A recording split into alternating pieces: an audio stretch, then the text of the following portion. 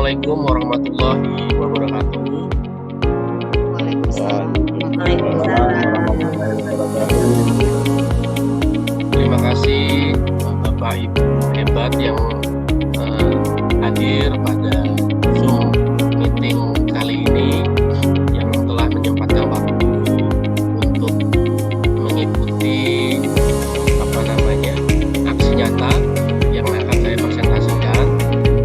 Di sini saya coba akan, sebelum mulai, saya ingin berdoa terlebih dahulu agar kegiatan pada saat ini bisa berjalan dengan lancar. Saya pimpin langsung. Doa mulai.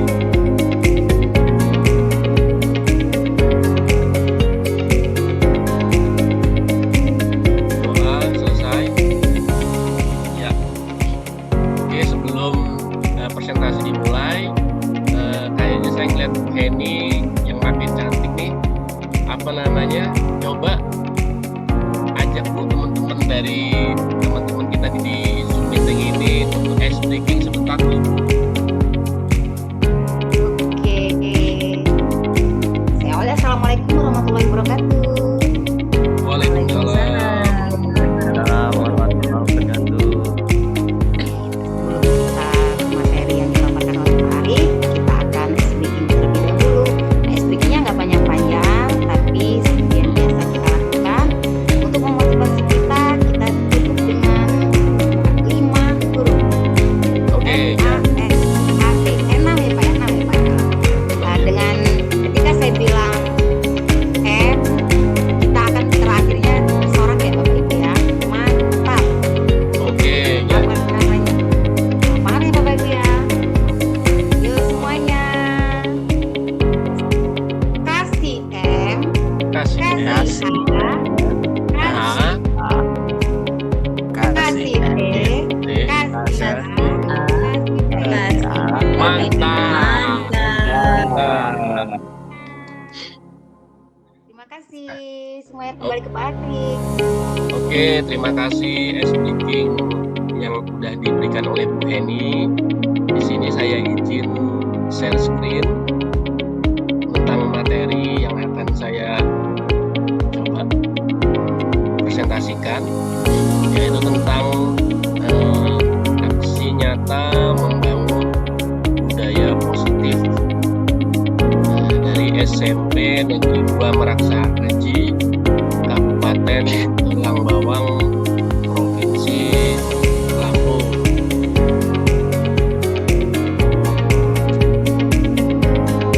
Mungkin di sini ada profil singkat dari saya sendiri. Saya adalah Arif Pujakusuma, instansi dari SMP Negeri 2 Meraksa Aji. Oke, sebelum melanjutkan presentasi, saya ingin mencoba untuk kita sama-sama melihat paparan video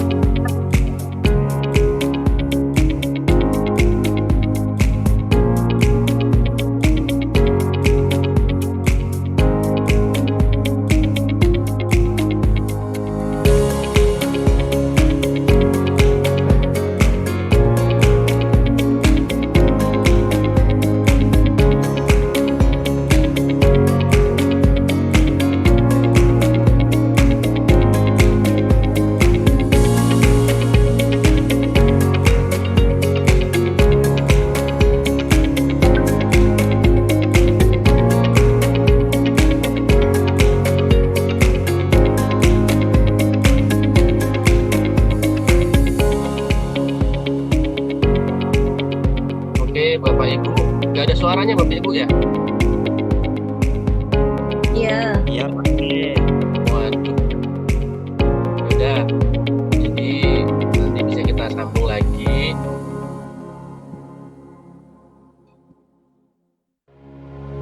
Mungkin kita baca atau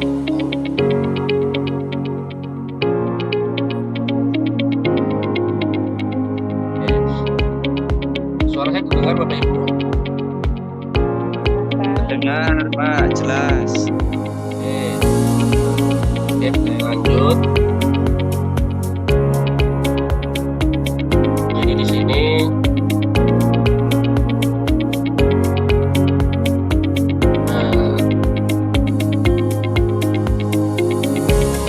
jadi kita ingin mempunyai kesepakatan kegiatan ya. Yang pertama kita saling menghormati dan menghargai. Kemudian yang kedua, apabila mau memberi tanggapan, Bapak Ibu boleh mengangkat tangan, kemudian berpendapat setelah dipersilakan, kemudian mengikuti kegiatan dengan senang dan gembira. Izin saya. Selanjutnya adalah membangun budaya positif di kelas. Jadi menciptakan lingkungan kelas yang positif dan mendukung pembelajaran itu merupakan hal penting. Budaya positif itu dapat membawa banyak manfaat bagi siswa, baik secara akademik maupun sosial emosional. Izin bentar Bapak Ibu.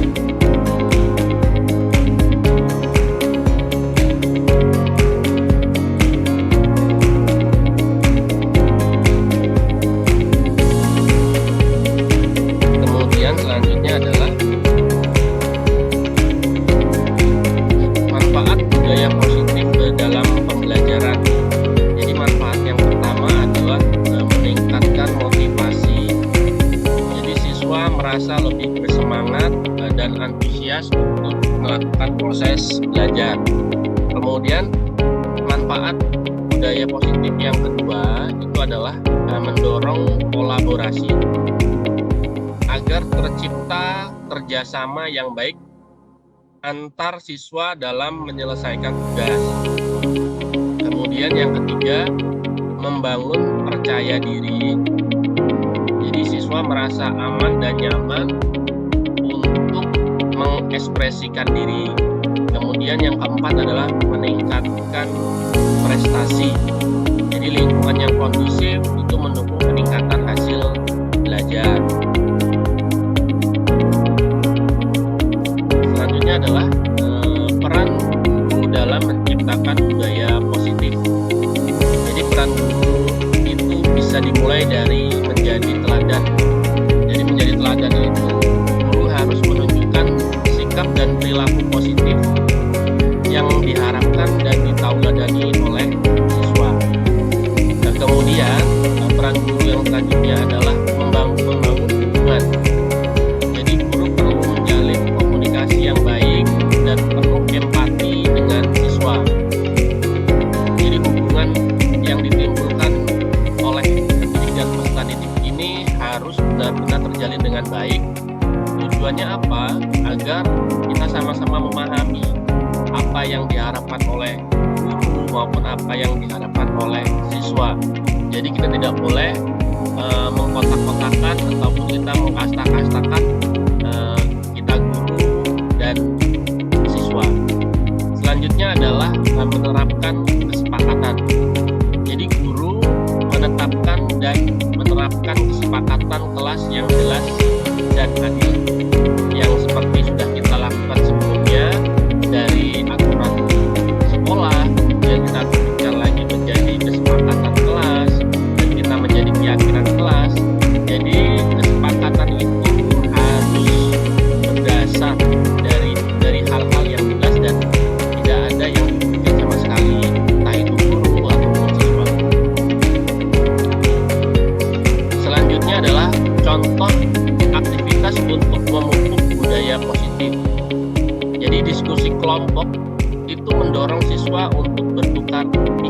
dan saling menghargai pendapat. Jadi memang sangat benar Bapak Ibu ya, dengan kita melakukan diskusi kelompok, jadi peserta didik juga itu akan saling menghargai pendapat dari temannya sendiri. Mereka dapat mengungkapkan apa yang mereka rasakan dan mereka merasa dihargai. Kemudian ada kegiatan sosial, jadi melibatkan siswa dalam kegiatan amal ataupun bakti masyarakat. Tujuannya apa? Agar peserta didik memunculkan sifat-sifat alamiah mereka, karena kita manusia itu adalah makhluk sosial yang saling membutuhkan satu sama lain. Kemudian presentasi proyek. Jadi dengan kita melakukan presentasi proyek, jadi kita memberikan kesempatan kepada siswa menunjukkan karya hasil mereka. Harapannya adalah dengan kita melakukan presentasi proyek, kita menunjukkan bahwa mereka berani untuk melakukan hal-hal yang sama seperti yang sebelumnya tidak pernah mereka lakukan. Kemudian ada perayaan prestasi. Jadi kita boleh mengakui dan merayakan pencapaian akademik maupun non-akademik dari peserta didik. Selanjutnya adalah keterlibatan siswa dalam membangun budaya positif. Jadi keterlibatannya itu apa? Yaitu bisa mengembangkan nilai-nilai siswa berprestasi dalam merumuskan dan memegang teguh nilai-nilai positif kelas. Kemudian memimpin inisiatif, jadi siswa diberi kesempatan untuk memimpin kegiatan yang mendukung budaya positif. Kemudian memecahkan masalah, siswa dilibatkan dalam mencari solusi terhadap tantangan yang dihadapi kelas. Kemudian berbagai tanggung jawab, jadi siswa berkomitmen untuk saling dan bertanggung jawab satu sama lain.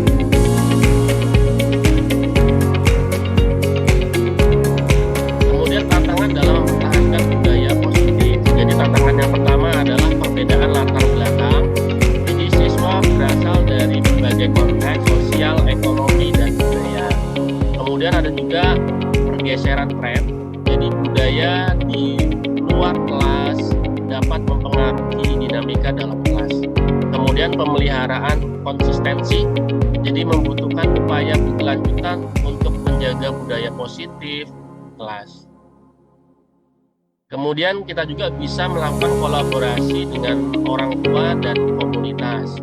Apa peran dari orang tua? Jadi orang tua itu berbagi informasi tentang perkembangan siswa.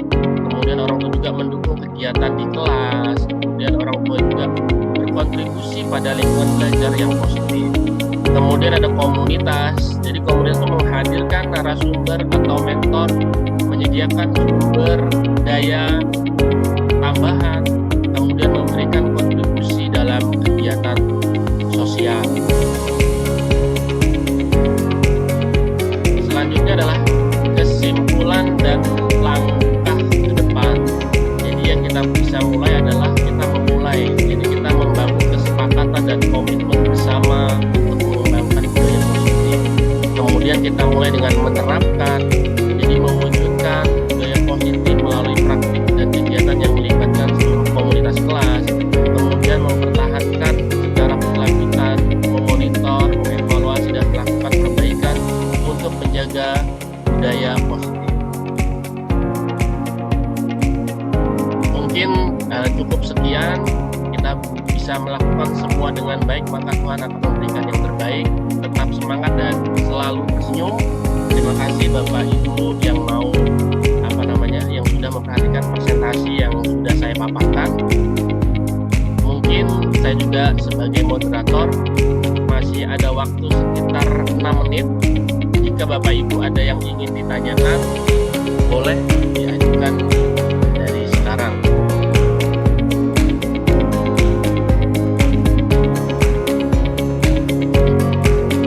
Baik. Mari ya Pak, selamat bertanya. Siapa? Ya. Suara terdengar jelas ya Pak Rif? Siap, sangat jelas Pak. Alhamdulillah. Gimana kabar-kabar kawan semuanya? Sehat? Sehat selalu. Oke. Sebelumnya, Assalamualaikum warahmatullahi wabarakatuh.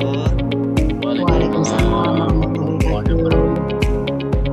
Izin bertanya untuk Pak Arif dan kawan-kawan semuanya, mungkin kita langsung diskusi saja ya, nggak harus Pak Arif, mungkin nanti berceritakan tentang pengalamannya berkaitan tentang budaya positif. Saya pernah melakukan Pak Arif tentang tadi berkaitan tentang penjelasan tentang kesepakatan di kelas tadi ya, ada materi tentang kegiatan budaya positif di kelas. Nah, dalam materi ini kita kan ada tentang pembuatan kesepakatan dan keyakinan kelas. Nah, bagaimana ya solusinya ketika anak-anak tersebut sudah diberi nih kesepakatan kelas, tetapi anak tersebut tetap melanggar. Nah, upaya-upaya apa yang harus kita lakukan ya Bapak Ibu? Jadi seperti itu. Terima kasih atas waktunya. Assalamualaikum warahmatullahi wabarakatuh. Waalaikumsalam warahmatullahi wabarakatuh. Terima kasih atas pertanyaannya dari Bapak Muhammad Solahuddin. Sebelum saya menjawab, coba Bapak Ibu kalau ada yang ingin menjawab dipersilahkan agar Zoom meeting kita bisa aktif. Oke, Pak Suheri, raise hand ya. Oke, dipersilakan Pak Suheri. Waalaikumsalam warahmatullahi wabarakatuh. Mohon maaf teman-teman sekalian, apakah suara kita terdengar dengan baik? Jelas Pak Suheri, sangat jelas. Merdu Pak Heri. Baik, menanggapi daripada pertanyaannya Pak Solahuddin, yang mana apabila kita sudah membuat kesepakatan kelas tetapi anak-anak masih melanggar, kalau menurut saya dan itu sudah pernah saya lakukan juga di kelas saya, yang mana di saat kita membuat kesepakatan kelas di waktu yang bersamaan kita membuat konsekuen. Jadi pada saat kita membuat kesepakatan kelas, misalkan di dalam kelas tidak boleh menggunakan handphone tanpa seizin mapel. Nah, di situ kita sudah sepakat bahwa kita tidak akan menggunakan handphone tanpa izin daripada guru mapel. Nah, bagaimana apabila ada yang menggunakan handphone? Maka di kesepakatan kelas tersebut ada lanjutannya. Apabila siswa melanggar daripada kesepakatan kelas, maka handphone akan diambil dan diberikan ke BK. Apabila dan bisa diambil setelah jam pelajaran. Apabila itu berlanjut atau terulang lagi, maka HP akan tetap diambil dan diberikan ke BK, tetapi yang mengambil adalah wali atau orang tua murid. Dan apabila itu masih dilanggar lagi, akan diambil lagi dan diserahkan ke BK dan diambil pada saat pembagian rapor sekolah. Nah, di saat kita membuat kesepakatan, di situ langsung ada sanksinya. Maka teman-teman mungkin ada berpikir berarti kita menghukum siswa. Tidak, karena hukuman yang kita buat itu adalah berdasarkan kesepakatan kita bersama siswa.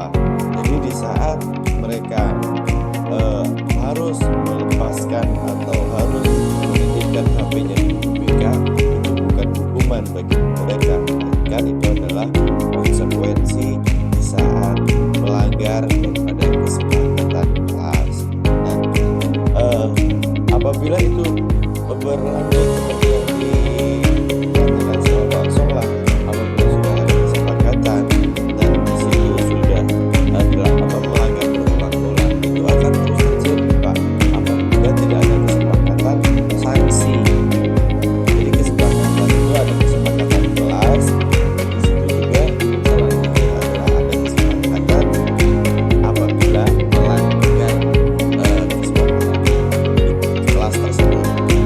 Mungkin itu yang bisa saya sampaikan. Kalau ada yang diinginkan silahkan ditebarkan. Kalau ada yang disampaikan khususnya terhadap saya, insya Allah saya siap untuk menjawab. Saya akhiri. Assalamualaikum warahmatullahi wabarakatuh. Waalaikumsalam Waalaikumsalam warahmatullahi wabarakatuh. Oke, terima kasih Bapak Ibu. Jadi itu adalah jawaban dari teman-teman kita dan jawaban sangat luar biasa. Mohon izin karena memang waktunya tinggal 1 menit lagi. Jadi mungkin langsung saja saya tutup dengan sama-sama kita mengucapkan hamdalah